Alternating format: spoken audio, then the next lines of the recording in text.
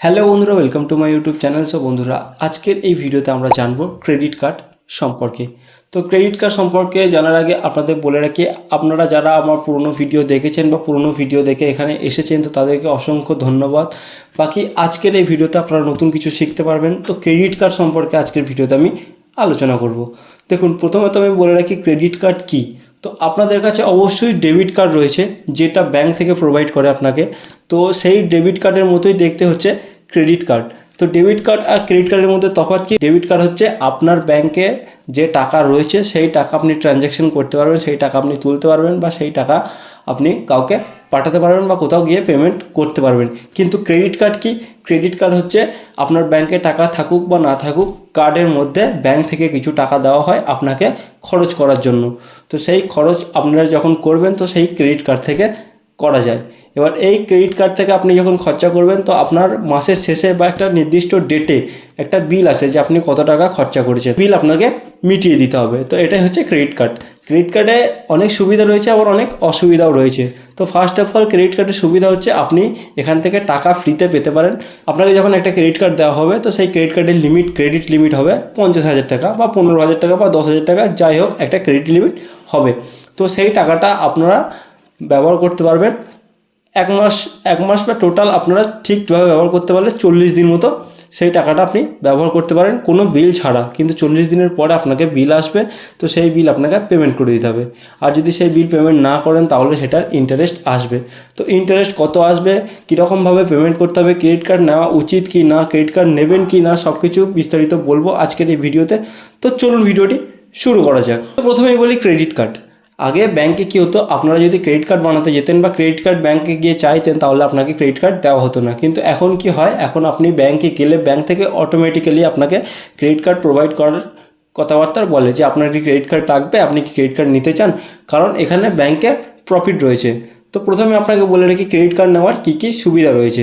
First of all, আপনার এমার্জেন্সির কারণে যদি আপনার টাকা শেষ হয়ে গিয়ে থাকে বা আপনার টাকার হঠাৎ দরকার পড়ে তো আপনি ক্রেডিট কার্ড থেকে টাকা নিতে পারবেন, কিন্তু যতটা আপনার লিমিট তত টাকাই আপনি নিতে পারবেন। দ্বিতীয়ত, অনলাইন শপিং, বিভিন্ন অ্যাপ বা বিভিন্ন অনলাইন যেমন অ্যামাজন, ফ্লিপকার্ট, এগুলোতে ক্রেডিট কার্ডের প্রচুর অফার থাকে। তো এই অফারগুলো নেওয়ার জন্য আপনাদের ক্রেডিট কার্ড প্রয়োজন হতে পারে বা ক্রেডিট কার্ড আপনারা নিতে পারেন। থার্ড হচ্ছে রিওয়ার্ড। দেখুন, যদি এয়ার টিকিট বা ট্রেনের টিকিট বা বিভিন্ন শপিং অ্যাপ বা বিভিন্ন ওয়েবসাইটে যদি ক্রেডিট কার্ড থেকে পেমেন্ট করা হয় তো সেখান থেকে রিওয়ার্ড দেয় বা ক্যাশব্যাক দেয়। তো সেই কারণে ক্রেডিট কার্ড নেয়। এবার ক্রেডিট কার্ড নিয়ে যদি আপনি সেটাকে সঠিকভাবে ব্যবহার করেন তাহলে ক্রেডিট কার্ড আপনার জন্য বেস্ট জিনিস হতে পারে। কিন্তু আপনি যদি এটার ইউজ করেন বা ক্রেডিট কার্ড আপনি সঠিকভাবে ব্যবহার করতে না জানেন তাহলে কিন্তু আপনার জীবনে অনেক দুর্গতি আসতে পারে এই ক্রেডিট কার্ডের কারণে। আপনি হয়তো ক্রেডিট কার্ড ব্যবহার করলেন এবং ক্রেডিট কার্ডের পেমেন্ট করতে আপনি ভুলে গেলেন বা ক্রেডিট কার্ডের মিনিমাম ডিউ যেটা আসে সেটা আপনি পে করলেন। তো এক্ষেত্রে আপনার যে অসুবিধাগুলো পড়তে হবে সেগুলো হচ্ছে, প্রথমত আপনি যদি ক্রেডিট কার্ড ব্যবহার করে সেটার বিল পেমেন্ট না করেন তাহলে আপনাকে বছরে 30 থেকে 40% ইন্টারেস্ট দিতে হবে। আপনার ক্রেডিট লিমিট যদি 1 লক্ষ টাকা হয়, আপনি যদি সেই টাকা না শোধ করতে পারেন, 1 বছরে আপনার ইন্টারেস্ট আসবে 1 লক্ষ টাকার উপরে আপনার ইন্টারেস্ট আসবে 30 থেকে 40,000 টাকা, যেটা 30 থেকে 40% বোঝায়। তো এটাই হচ্ছে ক্রেডিট কার্ড। তো এটা গেল এটার নেগেটিভিটি। এবার আপনি যদি পুরোটা পেমেন্ট না করতে পারেন তাহলে আপনাকে এখানে দেওয়া হয় মিনিমাম ডিউ। যদি আপনার বিল আসে 5,000 টাকা তাহলে হয়তো আপনাকে 500 টাকা বা 600 টাকা মিনিমাম ডিউ দেওয়ার জন্য তারা বলবে। তো আপনি যখন মিনিমাম ডিউ পে করবেন, বাকি যে টাকাটা থাকবে সেটার উপরে বাৎসরিক 30 থেকে 40% ইন্টারেস্ট তারা চাপিয়ে আপনার টাকাটা আরও বাড়িয়ে দেবে। তো এবার আপনাদের কোয়েশ্চেন আসতে পারে যে আমি ক্রেডিট কার্ড নেবো কি না। তো প্রথমত আপনাদের বলি, ক্রেডিট কার্ড আপনারা নেবেন, অবশ্যই নেবেন, ক্রেডিট কার্ড নেওয়ার দরকার। কিন্তু যারা ডিসিপ্লিন মানুষ তারাই ক্রেডিট কার্ড নেবেন, কারণ ক্রেডিট কার্ডের বিল পেমেন্ট যদি না করা যায় তাহলে এটা অনেকটা ইন্টারেস্ট চাপিয়ে দেবে, যেটা আপনাদের ভবিষ্যতে অনেক সমস্যায় ফেলতে পারে। দ্বিতীয়ত, আপনার সিভিল স্কোর ভালো রাখার জন্য আপনার ক্রেডিট কার্ড অবশ্যই প্রয়োজন পড়বে। কারণ আপনি যখন ব্যাংকে যাবেন লোন নেওয়ার জন্য বা ব্যাংকে কোনো লোন বা অন্যান্য ক্রেডিট কার্ড নেওয়ার জন্য আপনি যখন ব্যাংকে যাবেন তো সেখানে আপনার সিভিল স্কোর চেক করা হবে, যেটা আপনার প্যান কার্ডের থ্রু আপনি সিভিল স্কোর চেক করতে পারেন। কীভাবে চেক করতে পারেন একটা শর্টস ভিডিও দিয়ে আমি আপনাদের জানিয়ে দেবো যে সিভিল স্কোর কীভাবে চেক করতে হয়। তো সিভিল স্কোর চেক করার পরে আপনাদের লোন দেওয়া হবে। লোনের পার্সেন্টেজ নির্ভর করবে আপনার সিভিল স্কোরের ওপর। যদি আপনার কাছে ক্রেডিট কার্ড না থাকে তাহলে আপনার সিভিল স্কোর তারা একটা অটোমেটিক্যালি আপডেট করে দেবে। আর যদি আপনার কাছে ক্রেডিট কার্ড থাকে তাহলে আপনার সিভিল স্কোরের ওপর নির্ভর করে আপনি লোনের ইন্টারেস্ট পেতে পারেন। যেমন ধরুন আপনি যদি হোম লোন নেন তাহলে ব্যাংকে যদি আপনার সিভিল স্কোর যদি খারাপ থাকে তাহলে আপনাকে ইন্টারেস্ট বেশি পে করতে হবে, আর যদি সিভিল স্কোর ভালো থাকে তাহলে আপনাকে কম ইন্টারেস্ট পে করতে হবে সেই লোনটার ওপরে। তো এই কারণে আমি বলবো ক্রেডিট কার্ড নেওয়ার জন্য ক্রেডিট কার্ডকে সঠিকভাবে মেনটেন করুন।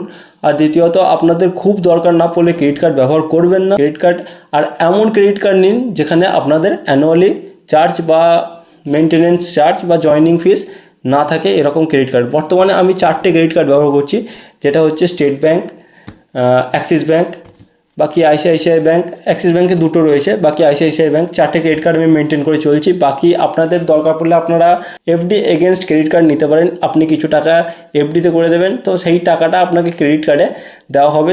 সেই ক্রেডিট কার্ডে আপনি আপনার সিভিল স্কোর বাড়ানোর জন্য ব্যবহার করতে পারেন। অফার বা বিভিন্ন ধরনের রিওয়ার্ড নেওয়ার জন্য ক্রেডিট কার্ড দরকারি, আপনি ক্রেডিট কার্ড নিতে পারেন। কিন্তু ক্রেডিট কার্ড নেওয়ার আগে বা ক্রেডিট কার্ড ব্যবহার করার আগে আপনাদের এটা মাথায় রাখতে হবে যে টাকাটা আপনি ব্যবহার করছেন সেই টাকাটা আপনি শোধ করতে পারবেন। যদি পারেন তাহলেই আপনি ক্রেডিট কার্ড ব্যবহার করুন।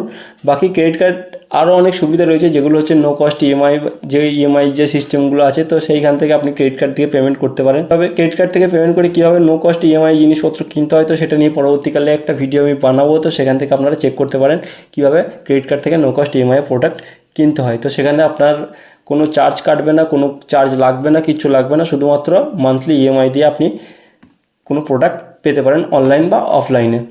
তো আজকের মতো এই পর্যন্ত ছিল ভিডিওটা। যদি আপনাদের ভিডিওটা ভালো লাগে লাইক করতে পারেন, চ্যানেল নতুন হলে অবশ্যই সাবস্ক্রাইব করে যাবেন, কারণ এই ধরনের ইনফরমেটিভ ভিডিও আমি এই চ্যানেলে আপলোড করে থাকি। তো শেষ পর্যন্ত ভিডিওটি দেখার জন্য ধন্যবাদ।